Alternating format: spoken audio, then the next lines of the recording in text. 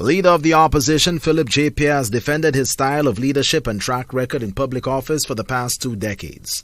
The leader of the main opposition, Saint Lucia Labor Party, who made a guest appearance on That Makes Me Mad with Andre Paul on Radio 100 on Thursday, pushed back at the notion of weakness. Critics, including the incumbent UWP, have panned Pierre as the loyal deputy of former Prime Minister Dr. Kenny Anthony, stating that he failed to stand up to the ex-leader at his apex. The Castries East MP disagrees. He contends the narrative of unimpeded power is inaccurate. Pierre points to the collective responsibility of cabinet where decisions are made by consensus. There were several times Kenny Anthony came. Kenny Anthony came to cabinet with certain situations, and the majority view held, and Kenny withdrew. That has happened. You want to give us an example? No, I can't. that has happened. You understand? The fact is, once you sit in the cabinet and you agree,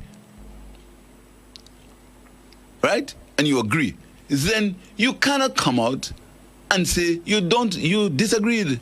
But what if you disagreed? You leave the cabinet, or you can ask you can ask the cabinet to ask the documents. Listen to me. I want it recorded. I disagreed.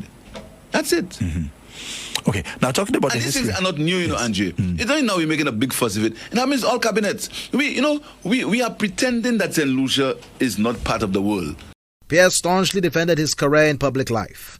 The leader of the SLP argues that there is a difference between style and substance. When we pretend in Saint Lucia that we have a unique situation, and because I didn't go out and quarrel in public with Kenny Anthony, I'm weak. You speaking, I'm a weak man. I challenged Romanus Lantico when everybody was afraid of him, and I defeated him. I am a weak man who transformed the whole taxi service in Saint Lucia. You call that weak? I'm a weak guy who dealt with the international financial institutions when it came to international financial services. You call that weak? No, look at my performance in the ministries. You call it a weak person? I'm not loud.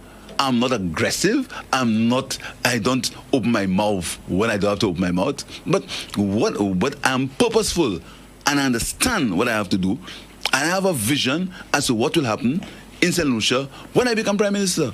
And no one can tell me that my track record says that I cannot be Prime Minister of Saint Lucia. The former Minister for Infrastructure says he is willing to open his tenure in public office to scrutiny.